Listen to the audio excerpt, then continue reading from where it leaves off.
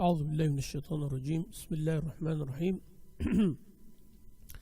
الحمد لله والصلاة والسلام على رسول الله وعلى آله وصحبه ومن والاه وبعد. All praises due to Allah. May Allah's peace and blessings be upon His Prophet Muhammad sallallahu alayhi wa ala alihi wa sahbihi wa sallam.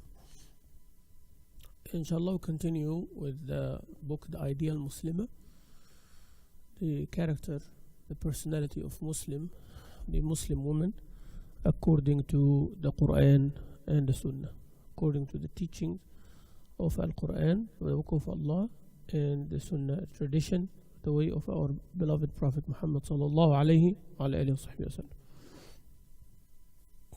Today we are with chapter 7, and it is about the Muslim woman and her relatives. Husband is a relative, of course. We talk about the Muslim woman's relationship with her husband. He's a relative, yes, but more emphasized because he has a right upon her as a husband and as a caretaker and as the head of household. Parents are relatives as well, but we talked about them in a separate chapter because of their importance. The importance that Allah Azza wa Jal presented in the Quran right after worshipping Him subhanahu wa ta'ala. In-laws are also relatives, but we talked about them in a separate chapter because of the distinct relationship that normally or culturally misunderstood. Children, also relatives, but we talked about them because they are the point of focus of the parents.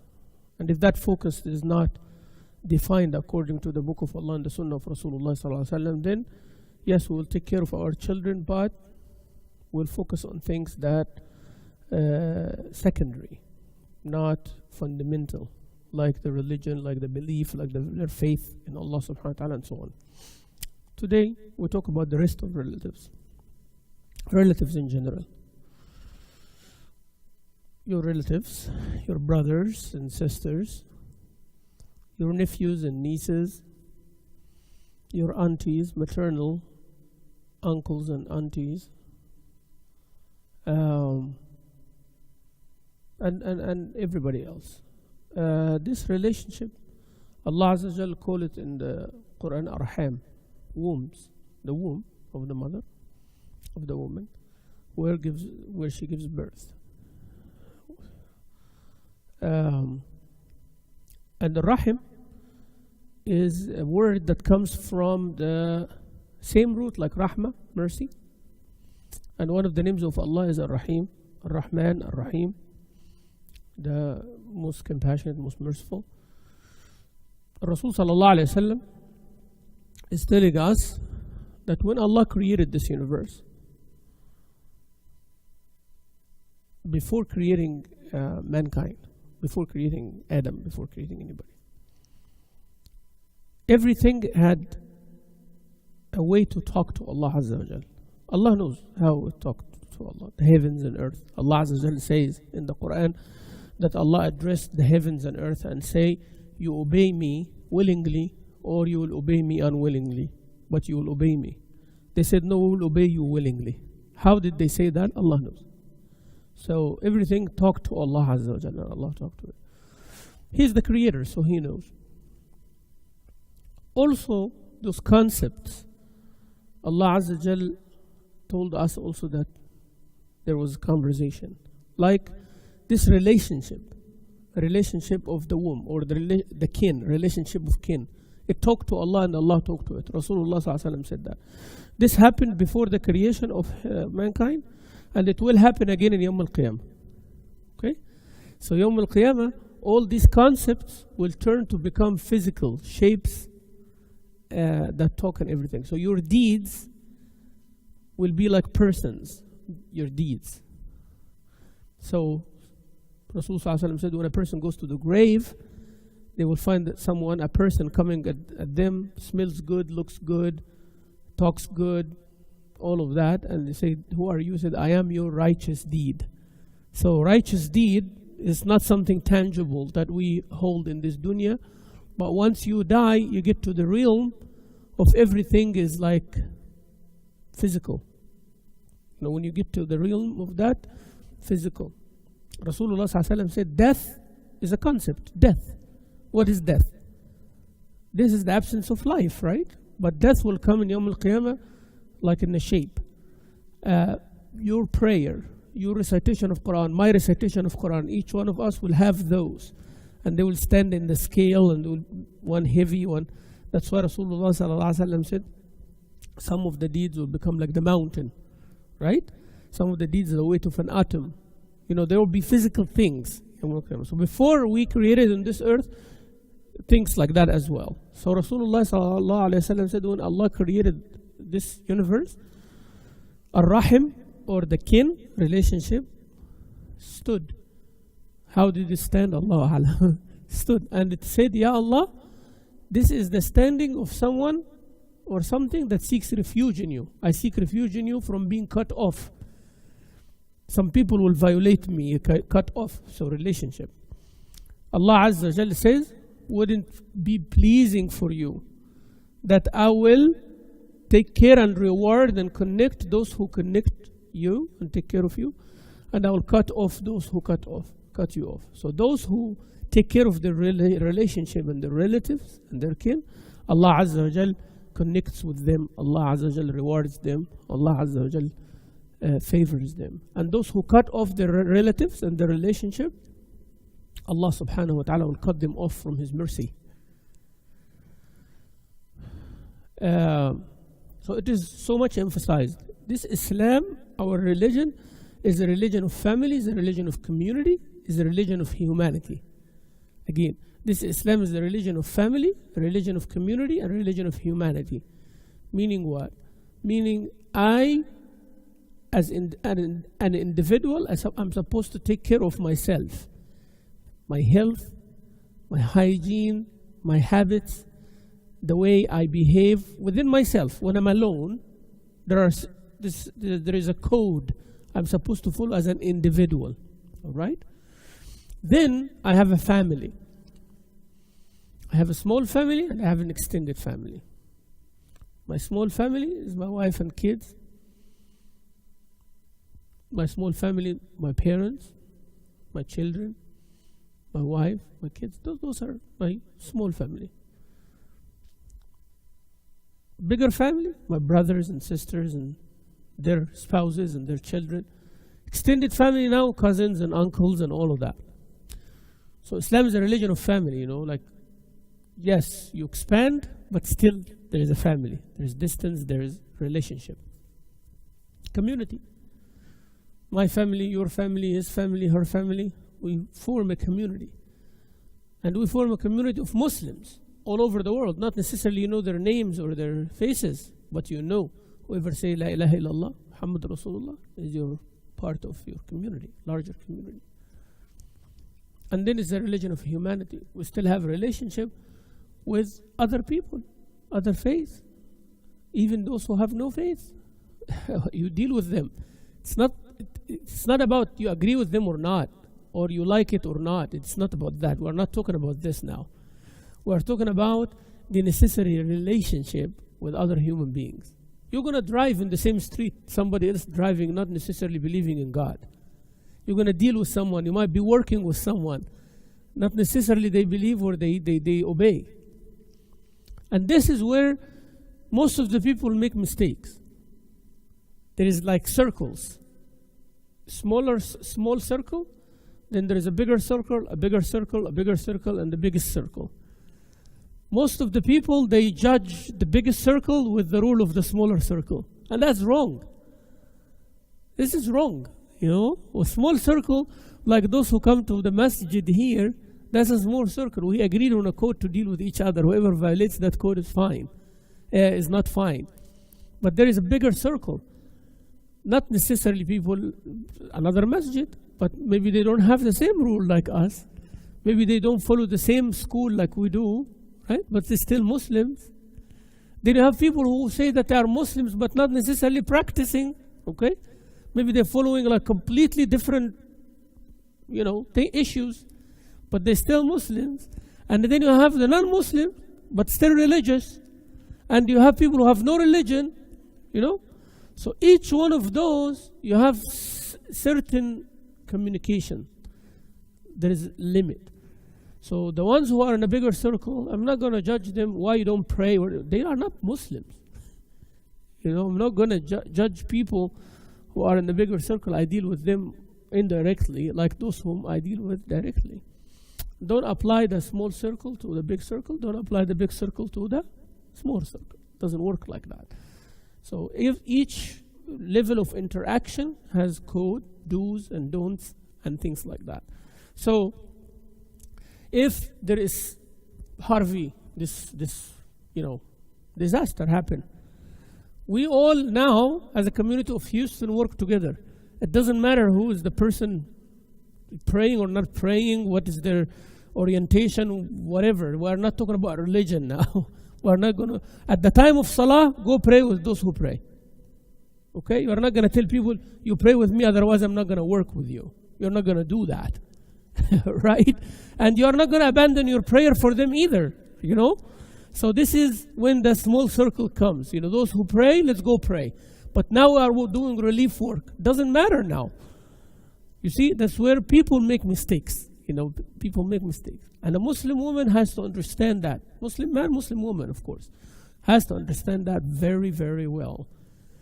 You know whom you are dealing with and what is the right upon you, what is your duty toward them. So this way you don't stress yourself and you don't find yourself doing things unnecessary, or abandoning things that necessary. Okay? That's why we talked about your children, your mother-in-law, there's different. It's different. So the Muslim woman is guided always by the teachings of Quran and Sunnah. If she follows this guidance, she will never forget, inshallah Rabbil Alameen, never forgets her relatives, because they have right upon her. Your guest has right upon you. Your neighbor, as we'll see in the next chapter, has right upon you. Right. It's not a favor you're doing. So there is difference between you're doing a favor, like you're doing extra stuff. They carry it as a favor, and you're doing your duty. This is your duty. It's your duty to be nice to your relatives in a certain way. So Islam views these ties of kinship in a way that there is no other religion viewed it like that. There's no other religion emphasized on the relatives like this. And this amazes you when you read and you find that Islam did not forget how you deal with each and every person. Be it your parents, your children, your uncles, your grandparents, the weak, the sick, the rich, the poor, employer, employee, your neighbor. People who believe, people who don't believe, even your enemies. Islam told you how to deal with them. Where is the other religion that said that? None. Zero. And if it says something, not all.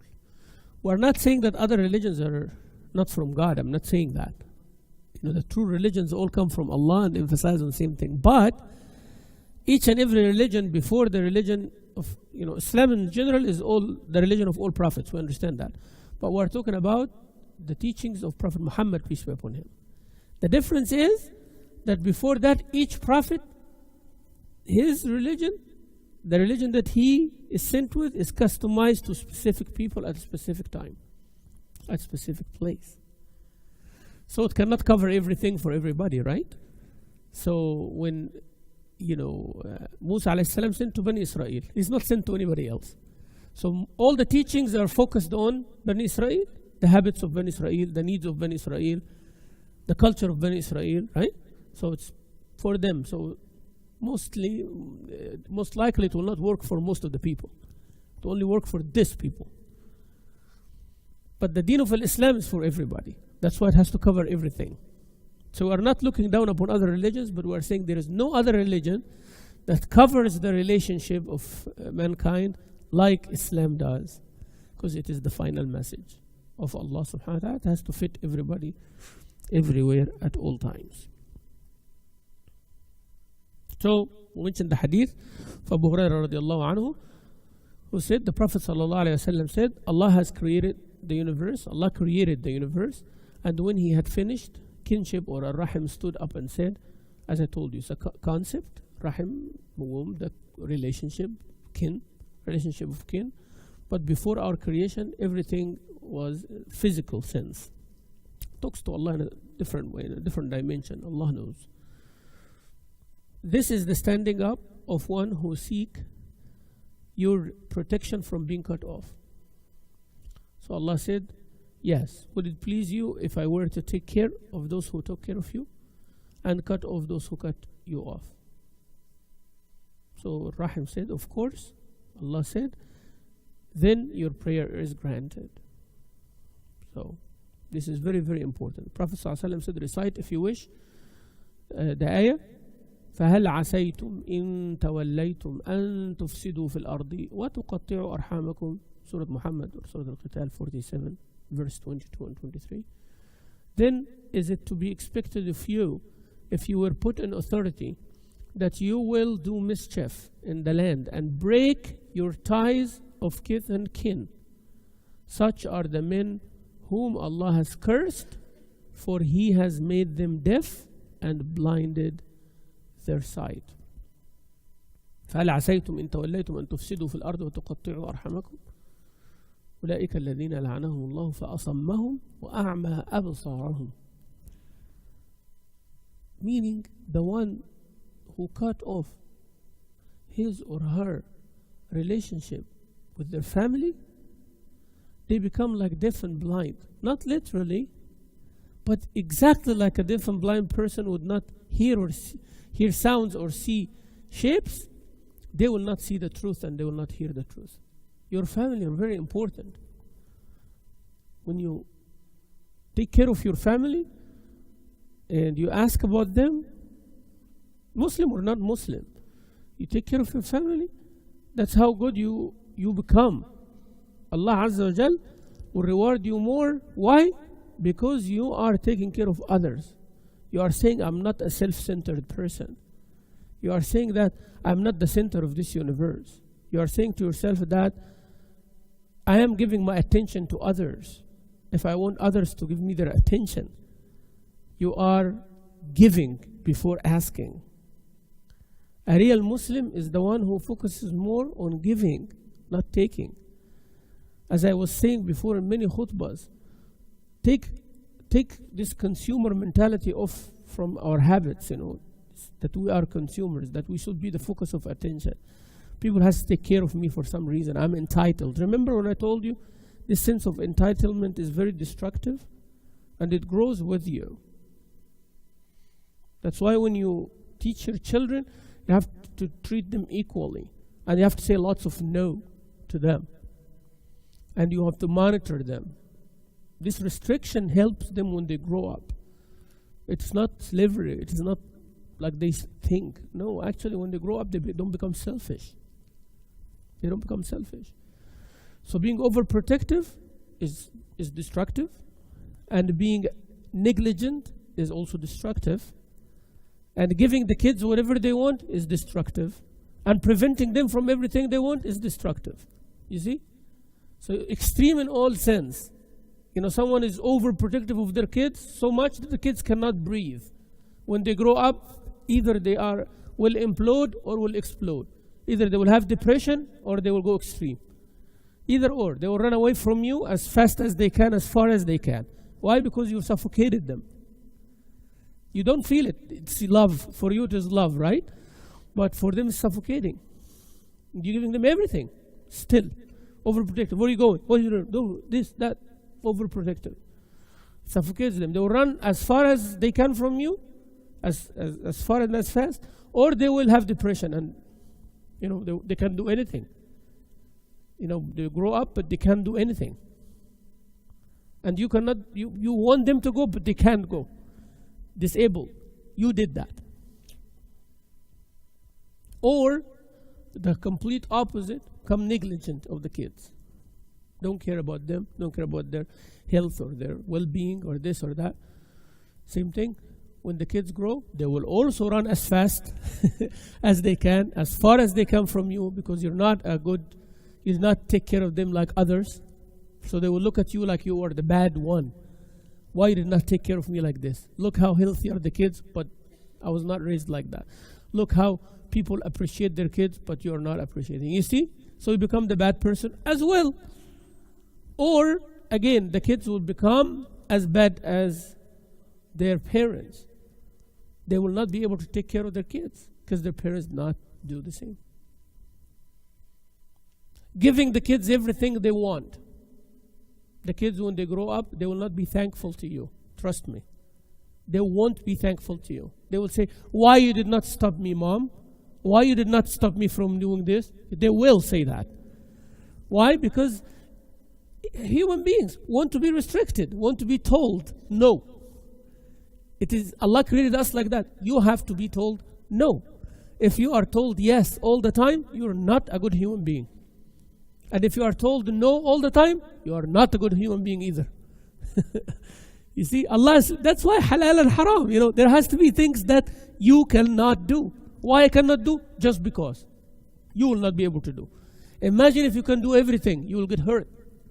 And imagine if you are restricted from doing everything, you will also get hurt. That's why the deen of Islam is the deen of the medium religion, middle religion. So you should be happy that you are told no. That somebody was saying, give your kids vitamin N. Vitamin N. What is vitamin N? Means no. You have to tell them no. Can I have a new iPhone? No. Why? Because I don't want you to have it. It hurts. But they grow up with authority, respect of authority, and not everything you want, you will be able to get. Even if you can afford it, sometimes you have to tell yourself, no. I have the money, I can go get the best, fast food, whatever. But I don't want to eat fast food because it's not healthy for me. I will say to myself, no. I have diabetes and I have my favorite sweet, but I'll tell myself, no. Why? Because I was raised like that. Because I know this is harmful. See? So it's very important. So Islam is like that. So your relatives, with their mentality, while they don't agree with you, they are important for you. Can you believe that? Your relatives, even they have different mentality, different background, and sometimes different religion. They criticize you, they don't agree with you, and they give you a hard time, is necessary for you. Never ever think that you're going to live a happy life, comfortable life, peaceful life. Nobody can tell you no, nobody can bother you. Somebody that has to be there to bother you. Do you have people bothering you or no? Or we are living in a different world now. It has to be somebody bothering you every single day. You have to live with that. But that's why I said the introduction, I said, somebody has to tell you no, you have to be opposed somehow. You have to be. Allah created the opposition from the beginning. Shaitan said no, and he had to live with his decision, right? He's cursed forever, and he is going to bring people with him down to hellfire, as many as you can imagine. So there has to be opposition for you. Your own spouse will not agree with you with everything. You'll cry sometimes. That's okay. It's normal. If you find someone who said, I am happy since day one in marriage, for the past 30, 40 years, my husband never told me no. My husband did everything I want. There has to be something wrong with that woman. There has to be something wrong with that. Either she forgot, or she's lying, or there is something fishy there. If someone said, oh man, since I got married, the past 13 years, 14 years, 15 years, my wife is perfect. He's lying. There has to be, I'm not saying that we are bad people. I'm not saying that. But two different people, there has to be no sometimes. There has to be opposite. You made food that he doesn't like. He brought something that you don't like. There has to be something like that. You swallowed it and you said, I'm okay. It does not make you okay. You say, I'm happy, it does not mean you're happy. Okay? So that's why I'm saying, being polite is one thing, but your true feeling is another thing. Who's always happy with their spouse? Who always, at all times? None. Who's that? Rasulullah himself, sallallahu alayhi wasallam, the best of mankind, he was angry with his wife. And his wives did not agree with him at many things, many occasions. And he left the house not happy. And he come to the house angry. Things like that. They talk, they answer him. He leaves them for a month, almost about to divorce them, then come back again. That's normal life. Okay? We are not saying that go ahead and do that to prove that's normal life. I'm not saying that. And I'm not saying that living a happy life is a bad thing. I'm not saying that either. But I'm saying disagreement is necessary. It's part of your life. Someone has to tell you no, and you have to live with it. You have to live with it. Okay? And that's why we have to follow the Quran and the Sunnah. We disagree. We disagree. It is not about who wins the battle. Because this is the beginning of the end. It's a matter of time before this relationship ends. It's a matter of time. Because everyone can take so much. Some people can take days. Some people can take weeks. Some people take years. But it's going to end. Trust me, it's going to end. If it is always about who's right and who's wrong. If it's a battle, it's going to end. It might take 20 years. 40 years I saw. It will end. And these are years of unhappiness. And when you reach at the end, you said, I wish I did this 40 years ago. Yeah. But if our main concern is the deen of Allah, for the sake of Allah, then many times you're going to give in. It's not about who wins. We want the relationship to continue, right? So after a while, each one nurture it. Someone put the water, someone put the fertilizer, right? Someone do this, not necessarily who is doing what. You don't want the credit, you don't want like to appear that I am the one who is doing everything right. Because what the other person would do. If me as the husband, always emphasizing that I am the one who is making this relationship work. And the spouse, you're not doing anything right. After a while, how would she feel? Worthless, right? Nothing. And what if the other side? To make sure that the husband feels that he's not doing enough. Or he's not around. Or he's not doing this. After a while, after years. Let's say he survived 3 years, 4 years, 5 years. What is in his mind now? Okay, you're successful. You're the one who's maintaining everything. I'm the one who's not doing enough. Then what? All right, I got it. You're right. So what should we do now? As-Salamu Alaikum. Go. Find someone else. Is that what you want? You see? So sometimes you focus on proving yourself right, but the end of the day is what? You got the opposite of what you wanted. You want the person to feel guilty for what? What comes next? All right, I feel guilty already. All right, I surrender. Then what? What you going to do to help me? It's easy to blame, but it is very hard to help. Okay? Very hard to help. You can extend your hand, and the person drowning, but they don't want to take your hand because they don't want help. But they're shouting, you guys standing there on the shore, nobody's jumping in the water, nobody's trying to help me, until they drown, right? But somebody said, here is a rope. No, you have to jump in the water. Okay. Do you want to be saved, or you want somebody to jump in the water? You get the example here, right? Right? So somebody is in the deep water, and they are doing like this, and they're going to drown if they continue like that, and I am throwing you a rope with the... Said, no, you don't throw a rope. You have to come here, take my hand. Well, am I trying to save you now? Let's discuss this when you come out first. Come out and just fight with me, whatever you like. Just come out from your problem. And you might find some reasons that I cannot jump also in the water. Maybe I don't know how to swim either. So two people can drown, but I know how to throw you that rope. I know how to throw you a rope, and I know how to pull it. Just hold to the rope, and both of us save each other. But you are there trying to prove me wrong by not jumping and carrying you. You see?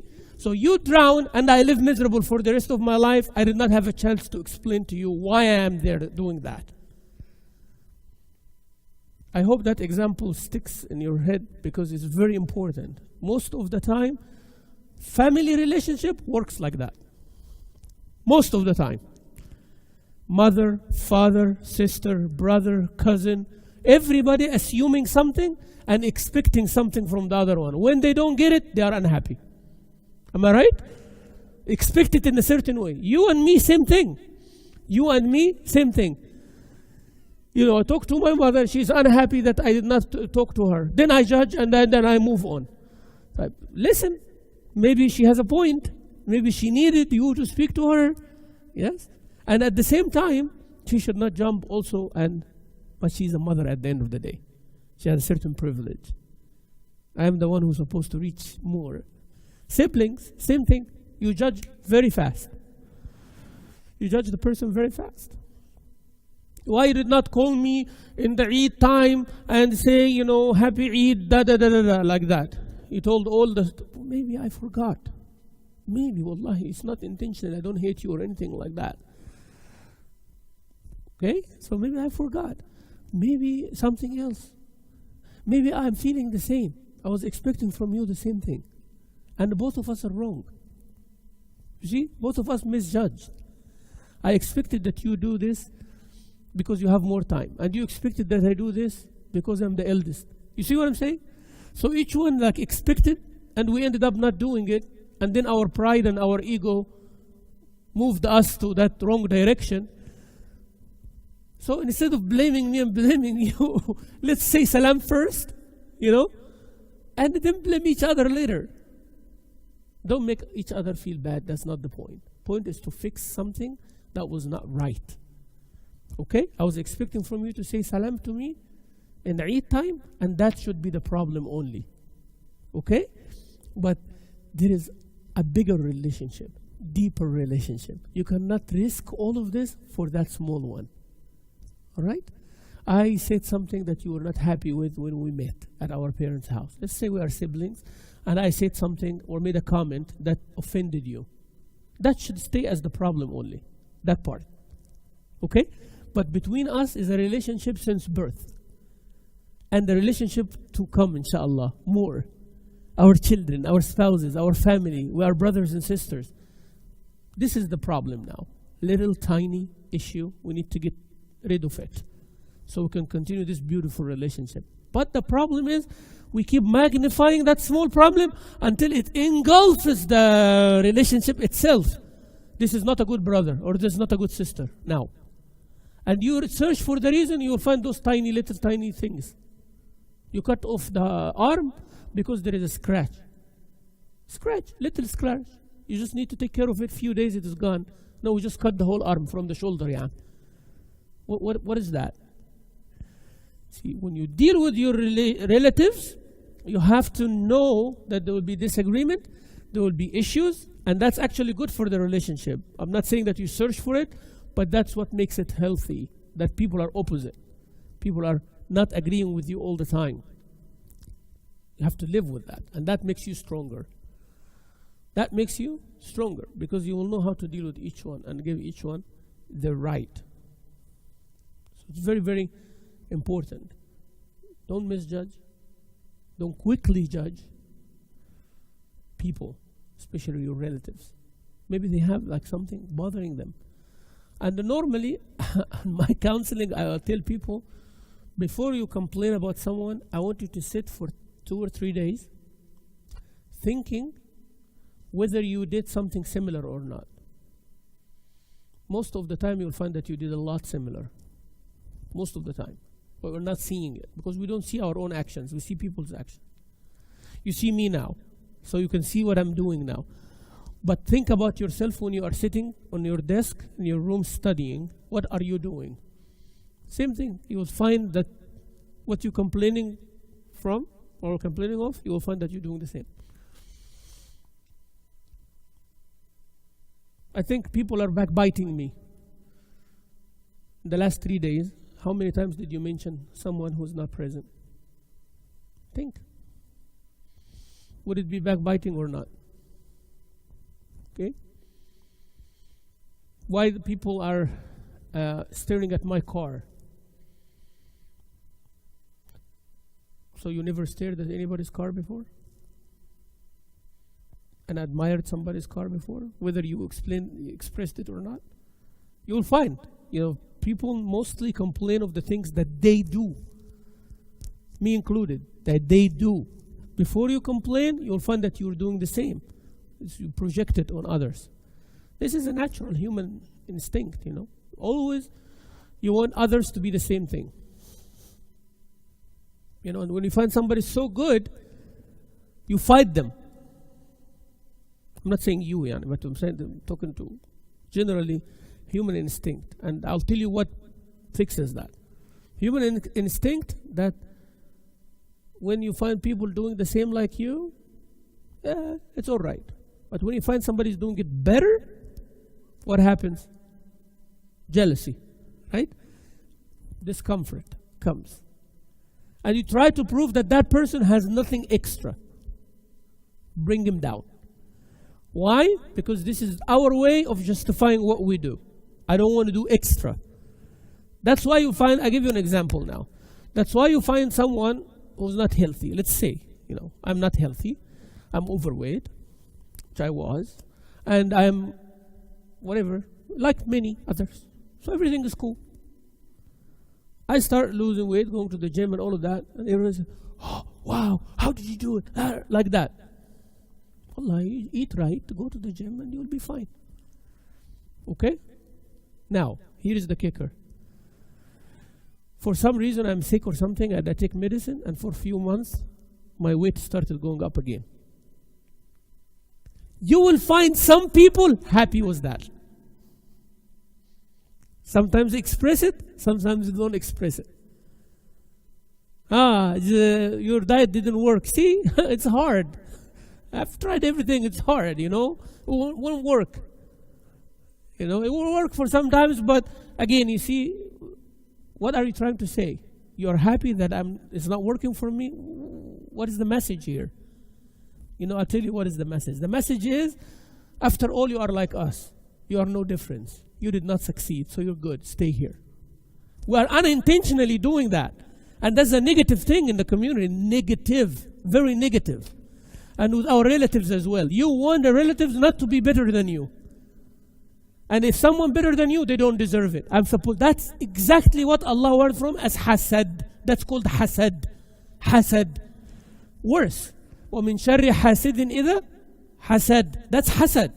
When you see someone relative achieve something that you did not achieve and you are not feeling good and happy about it, that's called hasad. You don't want them to have it. Instead of you wanting to have like them and may Allah bless theirs, right? That's a good believer quality. I want to be like that. Alhamdulillah. But you don't want anything to touch theirs. You actually want there to be blessed. Why I'm having girls and he has having boys? See, that questioning is you are accusing Allah Azza wa Jal. May Allah bless and give me more. Or bless me also. Right? But you are happy for them as you are happy for yourself. Train yourself for that. So when you find that with your relatives, that means you're going in the wrong direction. They disagree with you, and they might be successful more than you. Try to find out how and be like that. Tanafus, good. And in Akhirah, more than dunya. They pray more, they go to the masjid more, they have more knowledge, they give more charity. Those are the things that you should be zealous of. You see how they raise children, they memorize Quran, People like them. Why? I want to be like that too. But I'm happy for them. They are my relatives. I'm proud. You know what? This is my uncle. You know what? This is my nephew. This is my sister. This is my brother. I'm happy. I'm having such a family like this. This family is completing my shortcomings. Without them, I'm nobody. But this one is successful in that, and this one is good in that. And look at how this one is social, and how this one is good in reading, how this one is good in sports, how this one is good. Now you know the importance of the family in Islam? You want everything to be with you in the family. And you want each and every member of the family to be successful to the max in the field that they are in. I want my sister to be successful in whatever they are doing more than me. I cannot achieve everything. I can't achieve everything. I can't achieve all the success for my family. No, I want my wife to be successful in this. I want my son to be this, my daughter this, my other daughter that, and their children like this. So I have a success story around me. Everything I could not achieve, they did achieve it. You see how happy I am of empowering people to be successful more than me. I want my students to be more knowledgeable than me. Can you believe this? Wallah, I do. I swear to Allah.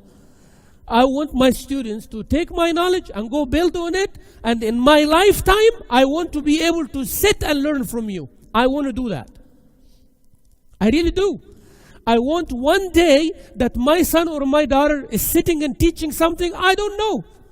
I really do. I swear to Allah, I really do. Because this is a success for me.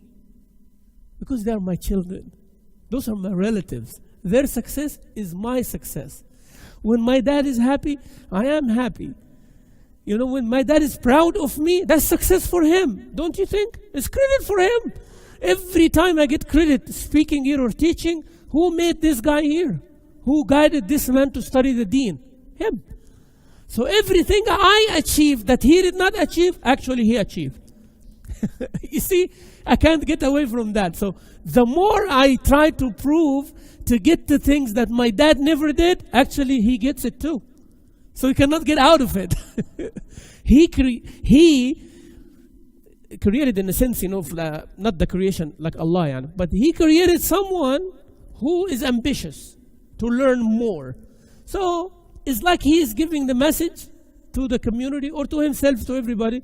You know what? I know I cannot achieve everything, but here is a son who can achieve more than me. And he will have a son who will achieve more than both of us. Don't you think it's a good thing? So why should I be jealous of my family members now? Someone is good in sports, someone is athletic, someone, mashallah, is good, one having more children than me, one have more money than me. So whenever I need money, I have someone. Whenever I need help, there's lots of children. Whenever I need a family, we are together. Let's go for a picnic. I don't need to invite anybody else. Just my family is enough. You know? Relatives, the importance of relatives comes from that. You have to feel that you need your relatives more than they need you. That is the point from the beginning of the lecture I'm trying to build to get. Unfortunately, whenever I have a privilege, I feel that all my family is looking for me to suck that privilege. That's why I distance myself. But actually I should feel that that privilege makes me in need for them more. And the price is to give them from that. Okay? So if I am a knowledgeable person, instead of making them feel ignorant all the time, I should give them from that knowledge. They have access to me. They have access. They don't have to ask another sheikh, right? They have access. They can sit with me while they know that I'm so busy. Because I need those few minutes from my family members, from my spouse, from my children. I need that time. And they have to appreciate it. And they have to know that. It's not because, you know, I'm waiting for their appreciation, but this goes both ways. I need you and you need me. And let's focus on how much you need the other, right? Instead of giving to them. Not as a consumer, but as someone who becomes richer with that person. Even if that person giving you a short time. I know some shuyukh, they have large family, and you'll be surprised. Their family will only see them like a couple of hours every week. That busy. You know, the big sheikhs who are serving the world, subhanAllah, with their knowledge, their family will see them a couple of hours every week. They are either traveling or talking on the phone or answering fatwas or visiting someone or going somewhere, constantly working. So 2 quality hours only every week for everybody. But the whole family appreciate. They know what they're doing is more than my individual need. That person is more than my individual need. Everyone gets, subhanAllah, their test, you know. Everyone gets according to their tolerance. You know? When you're married to a doctor, an ER doctor, that means 24/7 they are on call. Anytime. You know, those OB/GYN doctors, they go deliver babies all the time. Yeah. So what kind of life their spouse is living? They have to adjust with that because they know that it not only a job. People have other jobs and make more money, right? But this happens to be your spouse's job, your child's job, your father's job. You have to adjust and live with it. You cannot look to some other model and try to alter this model. This has to happen to be a doctor who is always on call. This happened to be a counselor people looking up to. This happened to be an imam or a sheikh who's always to the community. You got to deal with that. And you have to be thankful to Allah Azza wa Jal, and you know that whatever you're getting is much, much, much more than your individual need. Everything they are doing to benefit someone else, you're getting a copy of it. So which one? That's why Allah told Rasulullah ﷺ to give choice to his wives. If you want the dunya to live like every other wife, you want the money to increase, you want a nice house, nice clothing and everything, that's fine. It's your right. He's not saying that you are a bad person. He's not saying that. If you want that, yes, but you cannot be the wife of the Prophet. This comes with the package. Other things, you're right. You want to live a happy life, you want to travel, you want to live this, you want to that, you don't want to be in the spotlight. It's good, it's great. It's your right, but you cannot be the wife of that person. You want to be the wife of that person? Lots of sacrifice. Actually, most of the things you sacrifice. It's a choice. We made a choice. I made a choice to do this. I can trade, I can do business, I can make money. But this is my life. I feel good when I teach like this. So it's a choice. But what came with it? Lots of sacrifice. Would be criticized more, spotlight more, privacy less. People talk about every move more. That's what it is. That's what it is. The Prophet ﷺ said, the one who lives with people and mix with people and have patience on their harm is better than the one isolate himself and does not mix with people. He's talking about those who are in the da'wah, the ones who invite people to Allah and all that. But in general, if mixing with people is going to affect your deen, you should be alone. You should, don't misunderstand, that generally you should be with people more. No, that we're not talking about that. If people are going to take away from your deen and your benefit with Allah Azza wa Jal, don't stick with people. Staying alone is better. But we are talking about those who are supposed to be with people. Don't isolate yourself because of their harm. You are more rewarded if they harm you. So now we know how much emphasized the relationship in the family and Islam. Your relatives are very important. Your parents, your children, all that emphasized in the Quran a lot.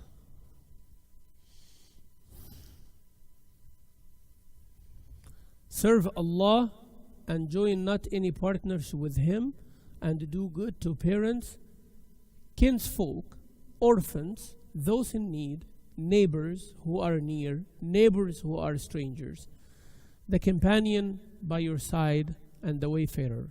You meet the people. So this ayah is telling us, اعبدوا الله لا تشركوا به شيئا وبالوالدين إحسانا وذي القربى واليتامى والمساكين والجار ذي القربى والجار الجنب والصاحب بالجنب وابن السبيل.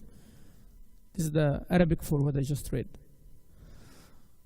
So people have different distance from you. Allah is above your parents, then your relatives, then your friends, then your neighbors, like that. You have to take care of those. So Islam tells us relationship. You cannot be alone. So that's why cultures that nurtures this self-centeredness and selfishness, that individualistic, it is how you feel, what you want, where you want it, how you want it, very destructive. Very destructive to the individual himself or herself before destructive to the society. Because you destroy the human, the individual, you destroy the whole society. Someone who think about themselves only, how are they going to establish a family? Tell me, how?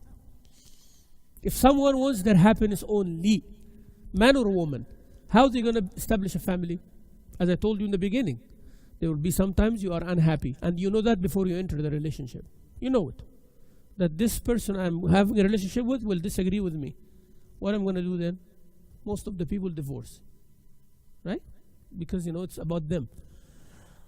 I want to be happy. I want this. I want that. There is a list. Okay, what about the other person? What does he or she want? We don't ask that question. We don't. It's about me. I married you because I was expecting 1, 2, 3, 4, 5, 6, 7, and you are not giving it to me. Ask me first what I'm expecting to. Maybe I'm expecting the same thing, and also you are not giving it to me. So we both need the same thing. So how are we going to give it to each other? You want attention? I want attention. You want me to bring you good food, and I want you to cook good food. So I can bring you good ingredients, and you cook good food, and we both eat good food. Right? But instead, you're not bringing me good food.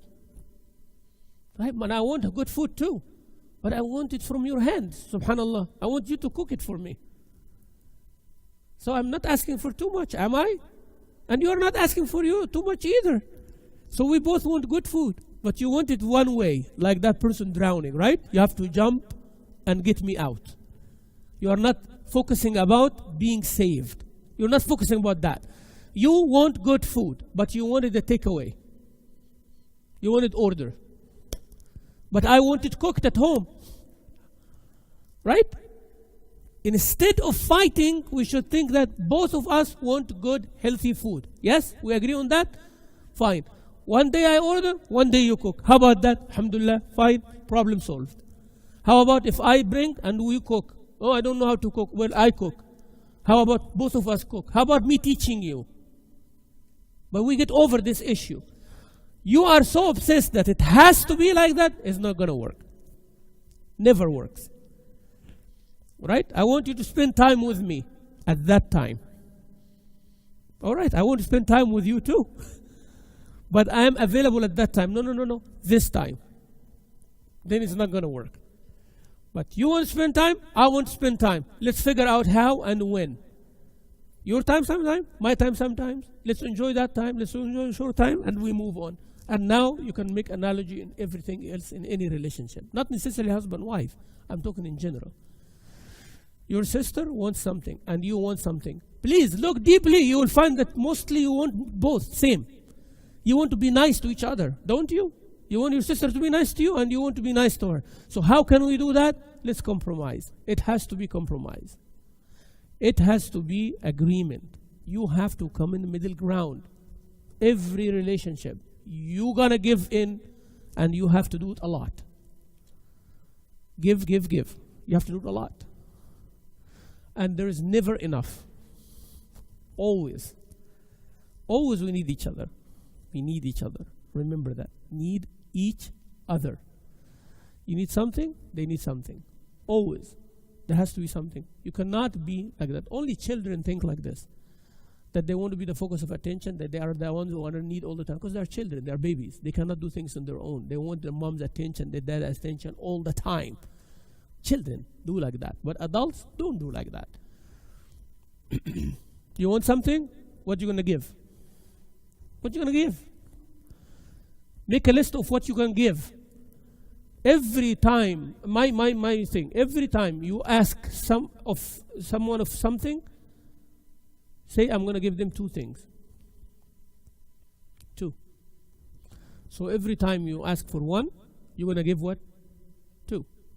You know why I'm saying this? Because normally when you give 2 things, the other person in front of you will feel ashamed that they are not doing enough.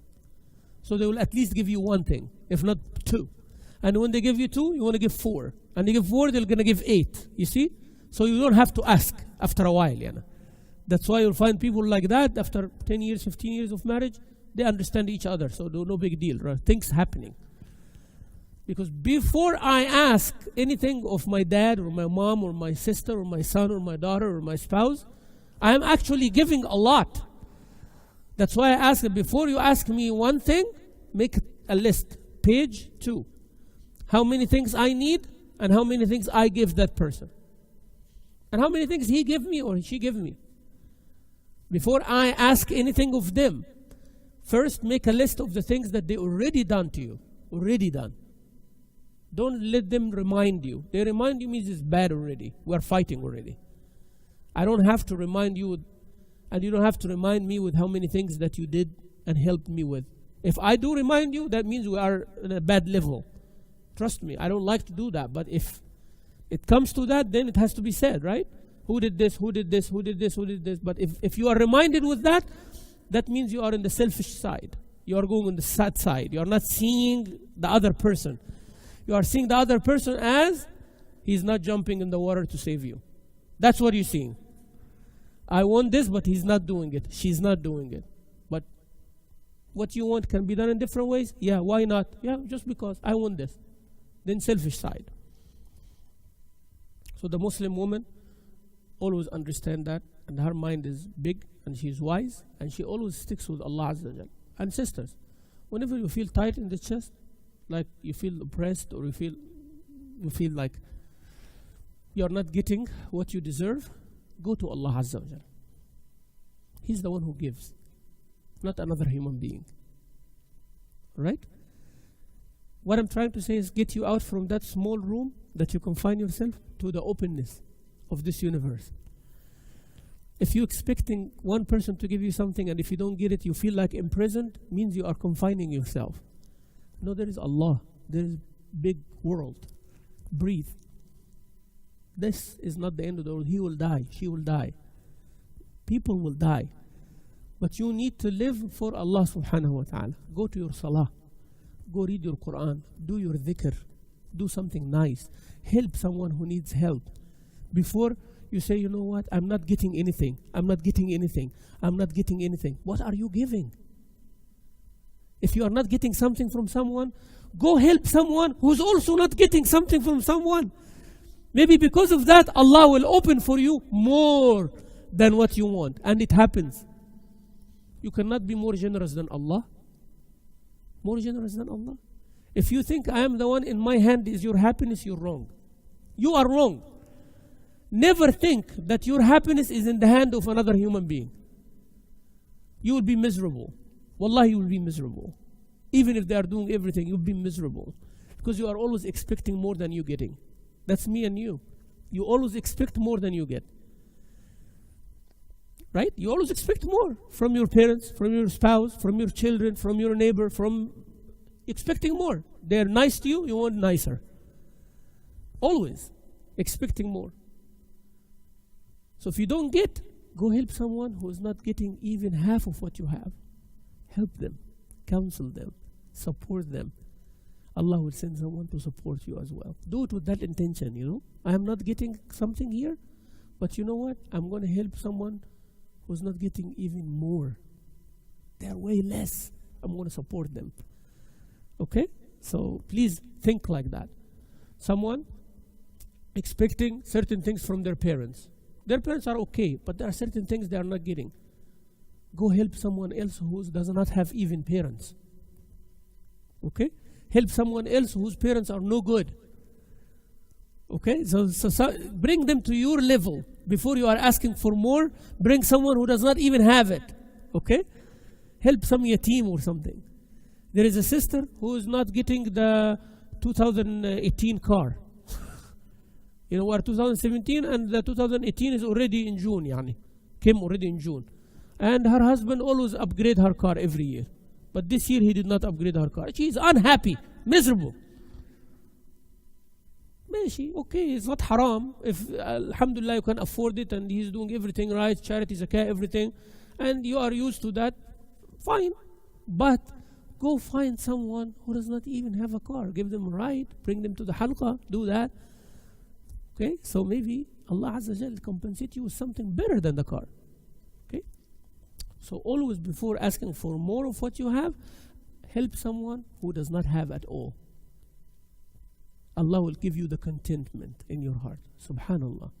You know, someone sent one time it's like a video made up like drawing. Like, you know, somebody is walking in the street.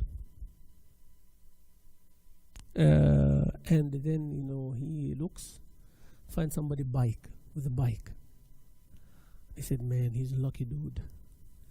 Look at him biking. If I have a bike, I would go to the work, and half of the time I'm walking every day, I'm sweating and all that. Okay? Then the guy riding the bike, he looks on his right and he finds someone with a motorbike. You know the bike, motorbike, and said, wow, look at fast, sporty, nice. Have the helmet and jacket and power. But I have a bike, And the other guy looks beside him and finds somebody with a car. Man, look at this, I have to put the helmet, put the jacket, I'm sweating and the air is hitting in my face. I wish I'm having a car. And then he looking at the car beside him like this.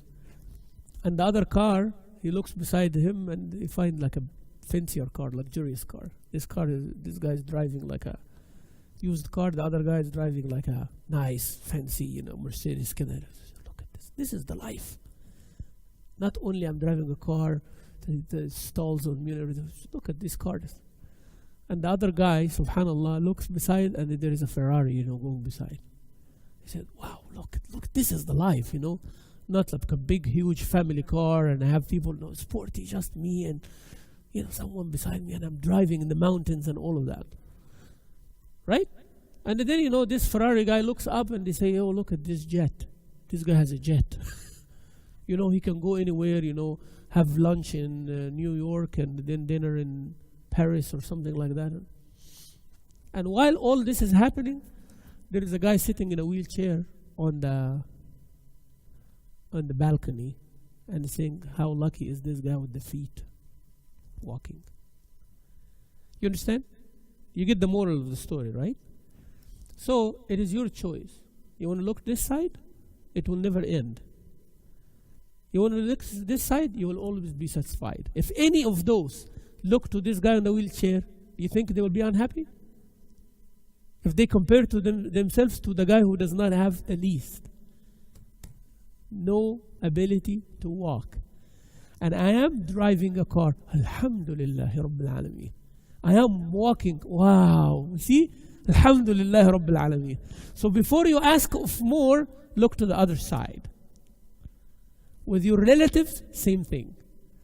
Before you ask how your relative should be, ask yourself, what do I have? What can I give and support? Sometimes you even give sadaqah to the relatives who doesn't like you before the one who likes you. The one who likes you, he likes you or she likes you, right? But the one who doesn't like you, you should give them sadaqah. Rasul sallallahu alaihi wasallam, someone came to him and said, Ya Rasulullah, I have family members. I am nice to them, they are bad to me. I speak good to them, they speak bad to me. I give them, they cut me off. Rasulullah sallallahu alaihi wasallam said, continue what you're doing. As long as you continue, Allah will make angels support you. And Allah Azza wa Jalla will account them for whatever they have. And it is like you are giving them this hot ashes after the fire. Hot ashes you're putting in their mouth. You're not doing that.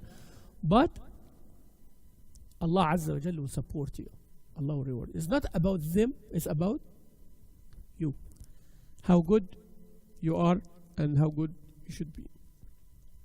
Rasul sallallahu alayhi wa sallam said the person who breaks the ties of kinship will never enter paradise.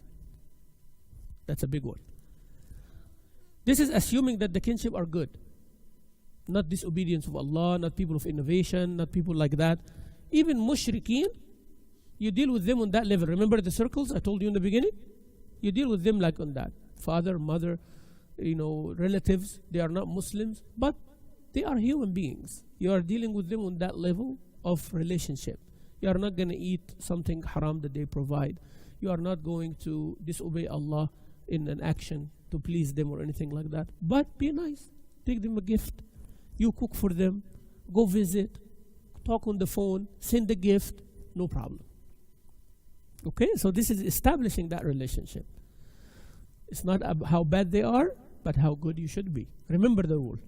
It's not how bad your relatives. It's how good you should be. It's about you. It's not about them. It's not about what they should do to you, what they should give you, what you need from them. It's what you give them. How good you should be. And as I always say, your test is when things are not going your way. It will prove who you are. With nice people, it's easy to be nice. But with hard to deal with people, it's hard to be nice. So when you are nice, that means you are really nice. Okay? So if somebody's like bothering you and you're still nice, that's even better than a person who normally will help you to be nice. Nice. Oh, how are you doing? Alhamdulillah, let's go. MashaAllah, nice. Good. That's easy way. But somebody giving you a hard time, somebody's frowning, now how to be nice? That's your test. You pass that test, you are truly nice. But everybody's helping you to, khalas, it's all right. You know, it's like when you are hungry and cooking for people, right? You have to serve them while you're hungry. That's every mother. That's the story of every mother, right? Every mother, every wife. You are hungry. You want to eat too, but you are, you know, that's truly who you are. Okay? If you care about yourself only, you will never make others happy. Now, there is Abu Hurairah radiallahu anhu, may Allah be pleased with him, said, I heard the Prophet sallallahu alayhi wasallam say, the deeds of the sons of Adam are shown to Allah every Thursday evening before Jum'ah, and the deeds of the one who breaks the tie of kinship are not accepted. So every week, there is a weekly report. Before Maghrib of Thursday, because Maghrib, that means Friday night entered, right? Before Maghrib, your deeds go to Allah Azza Jal to view. So those who cut their relationship, the salah and all this not accepted. There is a hadith of the Prophet that, O Prophet of Allah, there is a woman who prays and fasts and everything, but she is so horrible and curses her neighbors, not relatives. He says she is not going to go to Jannah. And there is that woman who does not pray as much, but she's good to everybody. She enters Jannah. That's neighbors. We're talking about neighbors. How about relatives now? Even more, right? The Muslim woman upholds the ties of kinship according to the teaching of Islam. Yeah, that's a very good condition, and a very important condition also. What Rasulullah said, mother comes first. So we have to take care of the mother more. Islam told us to take care of our children and raise them properly. That's important. Your brothers and sisters, that's important. So according to Islam, you follow. So always you go to Islam, not the culture first. If culture goes with Islam, Alhamdulillah Rabbil Alameen. Like let's say the culture says every Friday people go visit their parents after they pray Jum'ah. Like in Muslim countries, Jum'ah is a day off. Okay, so after Jum'ah, every man take his family, go visit his parents. And every 2 weeks or 3 weeks, visit in-laws. Alhamdulillah, that's a good culture. See? It's good. Because it actually supports what Islam says to be nice and visit. So we cannot say it's bad culture. But if the culture says you don't call your parents or do except in Christmas, well, invite them in Thanksgiving. Or, you know, they have to tell you, no, that's not a good one. You know, or appreciate your mom only in one day, but you don't talk to her, you don't want to listen to her advice, you don't want to visit her, you don't want to see her. But you know, the Mother's Day, oh, you're going to take flowers and what is this? That's not the way. So you have to understand, you know, that why we say the Muslim woman observes the relationship or how to deal with her relatives according to the way of Allah. According to the way of Allah. If the culture agrees with that, alhamdulillah. If the culture supports the principle, great. If the culture says you don't raise your voice on your older siblings, that's very good because you respect. If the culture says if you are an older sibling, you have to take care of your younger ones, mashallah. Okay, so culture says something nice, you will always find it Islamic. The culture says something bad, you will always find it un-Islamic if it is a Muslim culture. Yeah. So you have to understand everything bad Islam says, it doesn't matter what the culture says. If it says bad, alhamdulillah. Everything Islam says do and the culture says do, good. You do it because of Islam, you are not doing it because of culture. The problem is when they contradict. Which one are you going to pick? Okay? When they contradict.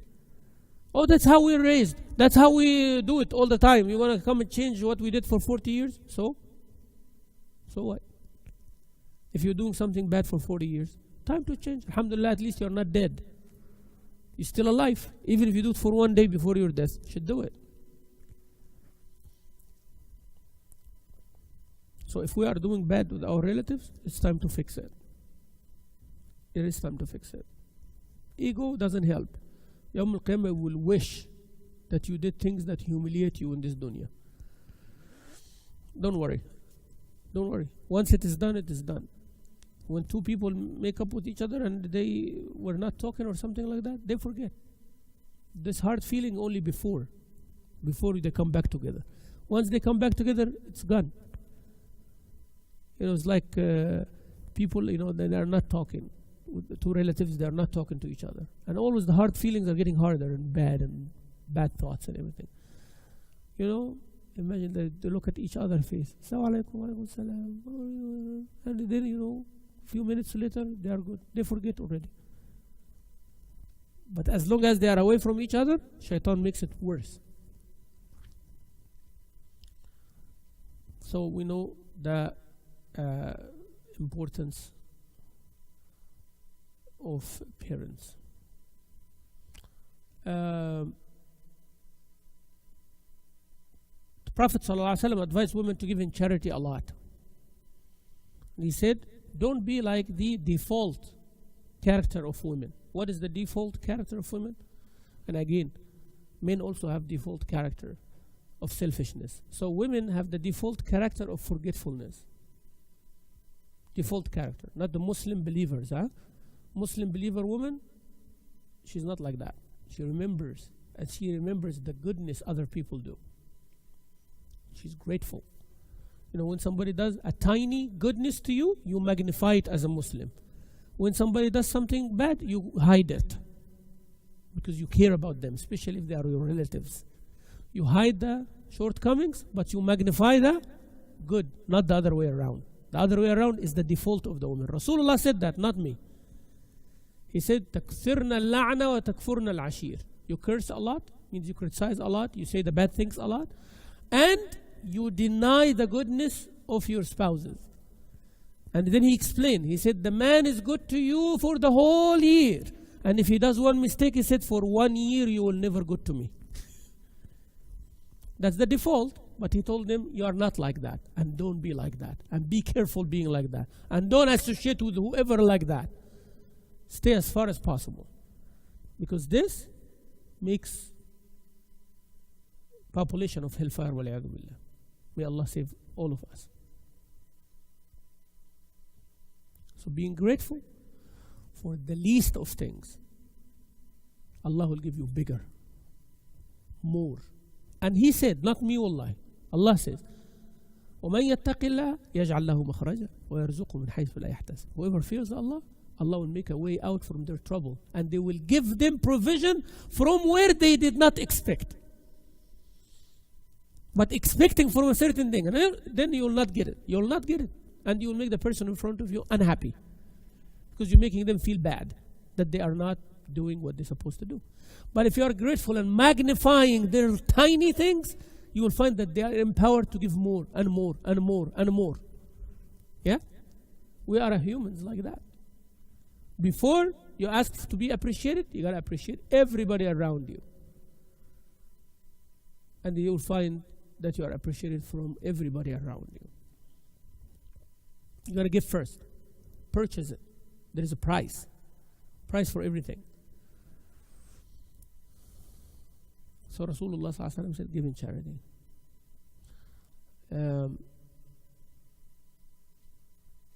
Okay. So when they did that, Abdullah ibn Mas'ud, his wife told him, you are a man of little wealth. And the Prophet ﷺ has commanded us to give charity. So go and ask him whether it is permissible for me to give you charity. His wife, Zainab, the wife of Abdullah ibn Mas'ud. She said, the Prophet told us today that to give charity. And you are a man of little wealth. And I have money. She has money. So ask him. He said, no, you go ask him. You're the one who's going to give. You go ask him. So she went and asked the Prophet sallallahu alaihi wasallam. But actually, she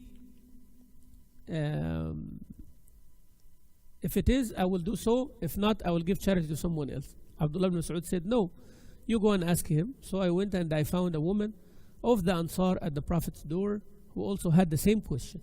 We felt too shy to go in out of respect. So Bilal came out and we asked him, go and tell the Messenger of Allah that there are two women at the door asking, is it permissible for them to give sadaqah to their husbands and the orphan in their care? But do not tell him who we are. They asked Bilal not to tell the Prophet who they are. But actually the Prophet asked, who are they? So Bilal cannot hide, right? Yeah.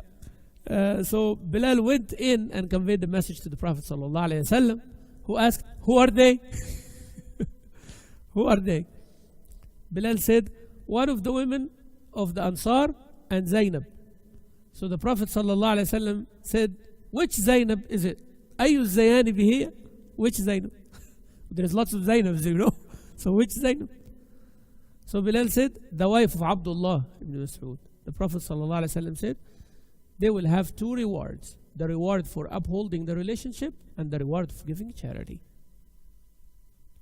So the wife has more money and she knows that her husband is in need. She give it to him with the intention of sadaqah. Sometimes we take the word sadaqah as a bad word, right? As, oh, it's humiliating. No, it's not humiliating. Khadija radiallahu anha gave the Prophet all her money. Sallallahu alayhi wa sallam radiallahu anha, right? For the sake of Allah. She's one of the richest women in Mecca. She spent all her money on the Prophet sallallahu alayhi wa sallam for his da'wah. So he cannot go work and do this and that. He used to work for her, right? Once he got married to her, she gave him everything. Abu Bakr radiallahu anhu gave the Prophet everything. So it's not like sadaqah, but intention, you will be rewarded for like charity. Now, if a wife has more money, it is a sadaqah to give to her husband. Right? But the husband cannot give his wife from sadaqah, you know, because he has to spend on her. But she's not obligated to spend on him. Because, you know, can I say, here is a sadaqah, $100. Yalla, go to HEB, bring the groceries. So you want to get sadaqah and, you know, take care of your responsibility? No. You see now? But a woman can do that, subhanallah. Your money is your money. You don't have to spend except with your will. And if you give it to your husband, it will count like a sadaqah. So you will get the reward of keeping the relationship, silatul rahim, sila of your husband, make him happy and loving and all that. Plus you are getting rewarded as you give charity to someone, subhanallah. Amazing, isn't it? Yeah. Rasulullah sallallahu alaihi wasallam said, listen to this. Charity given to a poor person is charity. And charity given to a relative earns two rewards, one for giving charity and one for upholding the ties of kinship. So when you give that to a relative, it's even more. The Prophet sallallahu alaihi wasallam used to affirm this to give to the relatives. When some Sahaba come and said, Ya Rasulullah, give sadaqah, he said, no, go divide it among your relatives. You give it for Allah and His Rasul, accepted. But go give it to your relatives. He could have taken and divided among the poor, right? There are more poor people. He said, no, give it to your relatives. Maybe they are not as poor as other people, but your relatives are priority. So divide this among them. Few times it happened like this. Subhanallah. Prophet sallallahu alaihi wasallam, he even brought all the relationship. Not only current relationship, this is my cousin, this is my, no, he's older relationship. When he enjoyed good treatment of the people of Egypt, as is recorded in the hadith narrated by Imam Muslim, he said, you will conquer Egypt. Way before. Egypt was opened at the time of Sayyidina Umar ibn Khattab, right? But the Prophet said, you will conquer Egypt, you will open Egypt one day. Which is known as the land of Al-Qirat. Qirat is like a minted coin, and Qirat also is like land, yani. The people measure land with it, so either or. So when you conquer it, treat its people well. So he's telling them, treat its people well. Why? For they have protection of that people who are under you, and the ties of kinship, rahim. Or he said protection and the relationship by marriage, like, you know, ashar. he referred to Hajar. You know, Hajar, the wife of Ibrahim alayhi salam, was from Egypt. She was from Egypt. So the mother of Ismail, who is the great-grandfather of Rasulullah sallallahu alayhi wasallam, was from where? From Egypt. So he says, you will conquer Egypt, but they are your relatives. Right? These people are your relatives. Like your grandmother is from there, so you have a relationship with them. So deal with them nice. Because that old relationship, can you imagine that? And we are very direct relationship, but we're not dealing nicely with each other. If thousands of years relationship would work that much, how about this direct relationship? Your own uncle, your own auntie, your own nephew, your own mother, your own father, it's more important. Muslim woman maintains the ties of kinship even if her relatives are not Muslims. Asma bint Abi Bakr came to Rasulullah, said, my mother is still mushrik. Do I be nice to her? He said, yes, you be nice to her. If she comes visit you, you give her generosity, food, everything. But you don't listen if she tells you become mushrik. That's it. But be nice to her. Even if she speaks bad, listen and be nice. After a while, we surrender to goodness. You know, if a person insists to be good, while we are, either we move away, we don't want to see them anymore, or we become good. Yes, so this is very, very important.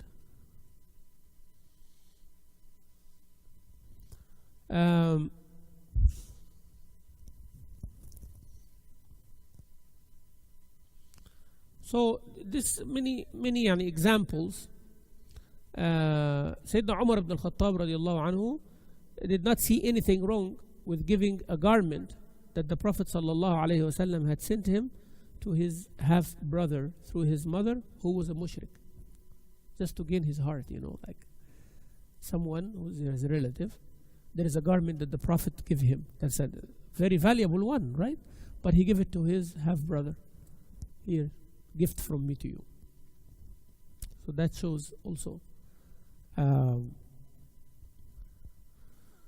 Azza wa Jal says in the Quran, Allah does not prohibit you from treating people who did not transgress you, who did not oppose you, who did not fight you, or help someone to fight you. لا ينهاكم الله عن الذين لم يقاتلوكم في الدين ولم يخرجوكم من الدين أن تبروهم وتقسطوا إليهم. Be nice to them and be fair.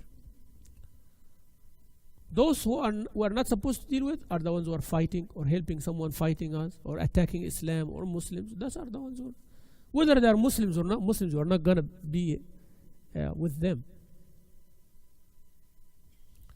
She fully understands the meaning of upholding the tie of kinship. She fully understands that. Prophet ﷺ urged the Muslims to uphold the ties of kinship even in the simplest of ways. Even if it is merely with greeting. Just merely with greeting. Greeting them. Phone call. A text message. Anything. Just keep the relationship going. Sometimes there is a period of no communication. Be the one who initiates. 3 days, should send a message. Right? She maintains the ties of kinship even if her relatives fail to do so. Sometimes we want same. I brought you a cake. Where is my cake? I came and visited you, but you did not come and visit me. This for that. You are dealing with Allah, aren't you? Aren't you? Yes. Well, do you doubt that Allah gives you every time you do or not? So if you want this for that, it's actually happening. You came and visited me, Allah rewarded you. So you got something in return. But again, you have to jump in the water my way. You have to come exactly like I did. Well, yeah, you are right in one way. But don't base your relationship on that. Because if I fail to do that, that's my shortcoming, my problem. Don't make it your problem. Make sense? So you came and visited me. Who's best now? You. I failed to come and visit you. Who lost now? Me. If you don't come visit me again, we both losers now. Because you were not doing it for Allah's sake. You were doing it for me to come visit you back. So it's more of a social, cultural thing. It's not for Allah's sake. So always don't expect from people to bring the same good. They are advised to become ihsan like you give ihsan. They are advised to. But not necessarily they will end up doing. So always depend on Allah Azza wa Jalla for that. Even if they fail to. And I gave you the hadith of the man who came to Rasulullah Sallallahu Alaihi Wasallam, said, I am nice and they are not, and so on.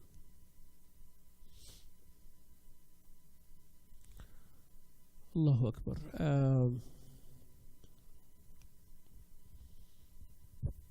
A man came to the Prophet ﷺ and said, O Messenger of Allah, I have relatives with whom I try to keep in touch, but they cut me off. I treat them well, but they abuse me. I am patient and kind towards them, but they insult me. Prophet ﷺ said, if you are as you say, then it is as if you are putting hot dust in their mouth. Allah will continue to support you as long as you continue to do that. So what he's telling them is, telling him, don't look to what they do, continue what you're doing. It is very important. And it's very heavy. True Muslim woman is one who upholds the ties of kinship no matter what the circumstances. As much as she can, of course. You are not going to be patient with abuse a certain limit, right? If somebody abusing you verbally or physically, or you have to protect yourself. We're not saying go to that extreme. But what we're saying is, as long as you can take it, you are patient, there is no physical harm or anything like that, you're fine. Continue doing what you're doing, as long as it's not harming you in your deen or in your well-being, physical and emotional and all that. And take a break and then do it again. Sometimes it's emotionally big task, you know, it's emotionally very heavy when people abuse you like that. But you try your best and don't forget that you are doing all this for Allah's sake, subhanahu wa ta'ala. This brings us to the end of chapter 7.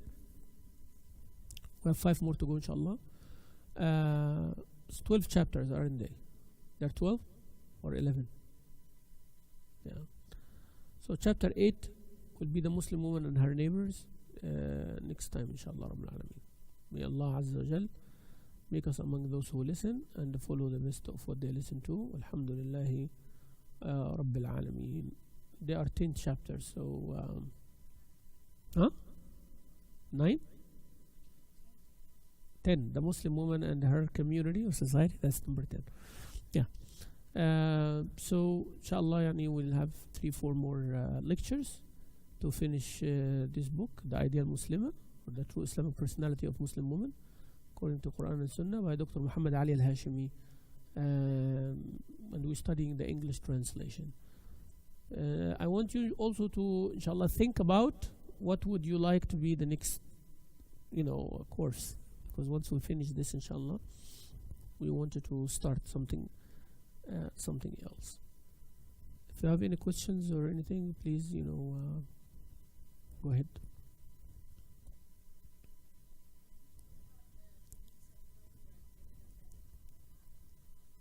No, we're talking about sadaqah. Sadaqah, not zakah. Giving the sadaqah to the husband. Yes.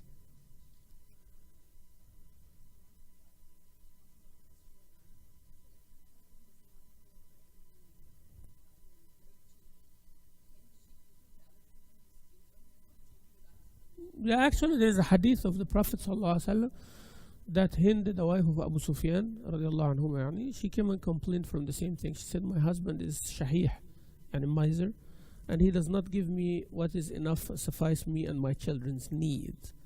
So he said, take behind his back what is only enough for you and your children. Bil ma'ruf. And don't say, oh, okay, now I can take whatever. She can take and save some money here and there, and bil ma'ruf, only whatever needed, inshallah. Which I believe is very hard in our time now, because everything is credit card, and if the husband is miser, he's going to review every single transaction,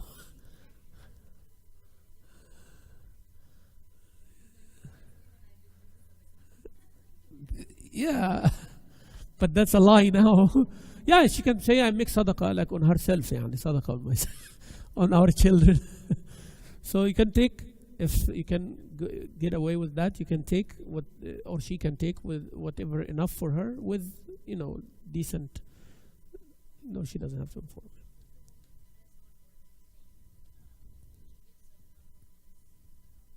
not without his permission, unless he has that understood. Yeah, if the woman is not working and the husband gives her, open, like there is a certain agreement with them, written or not written, that she can, fill the gas and get the groceries and all. He never goes behind that. So, giving a sadaqah here and there is not a big deal. But, doing a fundraising or something like that, you have to ask permission from the husband. If it's his money, then if it's a joint account and you work also, then you have to go with whatever you have ability or authority over. Yeah. Any other question? طيب.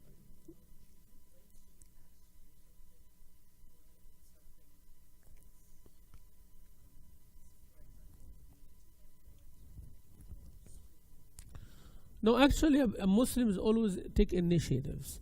You always look for good things.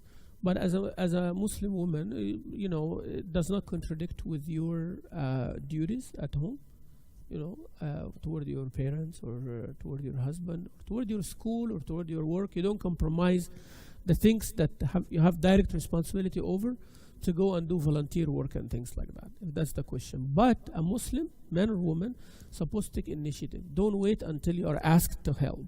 You are always offering your help with the condition I told you. It's not to run away from home. Yani some people would do that. You said, I want to volunteer at the masjid. Why? Because they don't want to stay home. Whether they are teenagers or high school girls or boys or anybody like that. They just want to get out of the responsibility that they have, and they use the masjid or the community service as an excuse. Make sure that this is not the case, right? Case is that, yes, I have time, I have ability, I have resources, and I need to volunteer. Don't wait for you to be asked. Just go and offer your help. And if you are asked, you should respond, of course.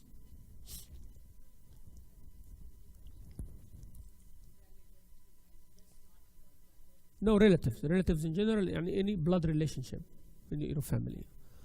Blood relationship means up, down, and both sides. Meaning up, father, grandfather, mother, grandmother, all of that. Huh? Yeah. Those are your relatives. See, dealing nice with your relatives is one thing, and your limits in the physical contact is another thing. Right? So if I'm helping my cousin to get a job, I'm helping my cousin to get a job. That has nothing to do with how much I can talk with my cousin or cannot stay alone, or this is one thing and this is another thing. Okay? If my cousin needs help or she's sick at the hospital and I go visit, I have to follow the rules of Islam. She has to be wearing hijab, I cannot be alone. All these things are ABC. This is understood. But being nice is over all of this, with all instructions followed. Let's say it like that way. So your relatives are your relatives. Be nice to them and be good to them and deal with them nicely, observing all the rules.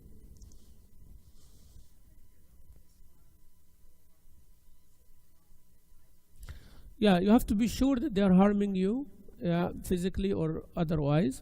But if you feel that they are not practicing or they are, as I said, if harm comes to you, different shapes and forms, psychological harm, mental harm, emotional harm, and all that. If you cannot take it, then you keep it to the minimum. When we say nice, it is, as the Prophet ﷺ said, as little as greeting. Assalamu alaikum, how are you doing? That's it. That can be connection. You are not cutting off completely, But to go over that, it's based on how comfortable and how good you are. But the minimum is, we have the salam between us, right? Minimum. It's like when we see each other, salam, when we gather together as a family and all that. But more than that, no. Okay? Because I know that there is harm will come. And don't cut completely. Don't cut it off completely. That's what we are emphasizing on. But if you are able to do something good and there is no harm, you should do that good. Because some people cut off because I don't want any trouble, But do you have any trouble? Did you have any trouble? Do you think there is any trouble? No, but just like that. Okay, so we are emphasizing on this. Don't cut off the relationship unless you have to. Unless you have to.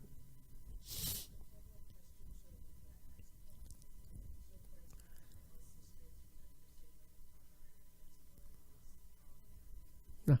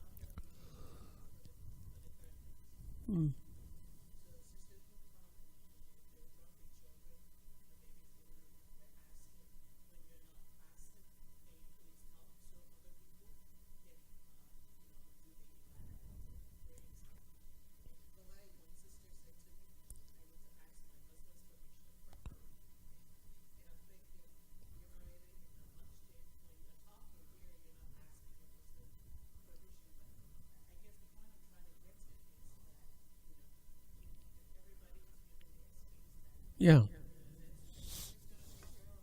But that's what I'm saying. There is a general arena of agreement. You know, my wife does not have to take my permission in every single thing. And that's a misconception, right? We all drive, you know. It's every single time she's going to go to the gas station to get something or groceries to get something, she's going to take my permission. It's going to be very hard. It's nice, yes. At least, you know, if something wrong happens, I'm aware of what is happening, right? But you're at the masjid anyways, and somebody asking you to help babysit or sit with the children, it's not going to hurt you to sit for 1 hour, 2 hours, you know, even if your husband doesn't know at all. What is the problem with that? I don't see, because sometimes we take it to extreme in little things, and maybe the same person would not ask her husband in bigger stuff, but this was an excuse, like politely saying, I don't want to do it. Yeah, so it's just like that, you know. Now, I am dealing with the community with more than 2 decades, 20 years, and I know what people can do, what people cannot do. And someone comes to the masjid, someone who wants to put the kids in the babysitting so they can have some social time. These are not the type who have to ask permission from the husband everything. You know, I'm just telling you right now, this is not the type. That type will not come to the masjid. The type that who will ask her husband permission and everything will not be the type who come freely to the masjid. And this type exists, by the way. There are sisters who are not allowed to leave their home, period, without their husband's company or permission, and somebody has to be with her. Some women who are here for 20, 30 years, they don't even know how to drive. I'm not endorsing this, but I'm just saying this is the type that, you know, simple things like babysitting, I'm going to ask my husband first, right? So she would not be the masjid talking to you freely, want to leave her kids and go on her own. That's not the type who will ask her husband permission for everything. You get my point here? Simple logic, yeah. Yes. No, but sometimes, you know, we use the hadith only in certain times, right? In certain times, you know, but, you know, is your husband here in the masjid? Okay, do you take his permission to drive by yourself, come to the masjid now? Did you do that? Did you take his permission before you talk to this sister or move in that room or sit in that room? Yeah, we take too much, you know. So there is a general arena of agreement, right? I'm not going to say, okay, why did you buy ice cream for the kids? Why did you went to the gas station? Why you bought like this juice or slushy for everybody? Why did that? I'm not going to do that. You know, like wife has to ask her permission of her husband before she spends anything from his money, right? That's the rule. But she's spending $1 here or $1 there. You know, come on now. This is a general agreement code. There is a code, unwritten code, that we are an American culture. Wife can just go drive the car and go drive few miles and come back. Or, you know, every Saturday I know she drives and visits her family. Fine, khalas. I'm not going to say every Saturday you have to ask me. Okay? In the masjid, somebody needs help, you're going to help because you are in the masjid. You did not drive the car and go babysit in another masjid. Or drive the car and go somewhere. I thought you are at the Masjid As-Salam. What happened? You know? That is the issue.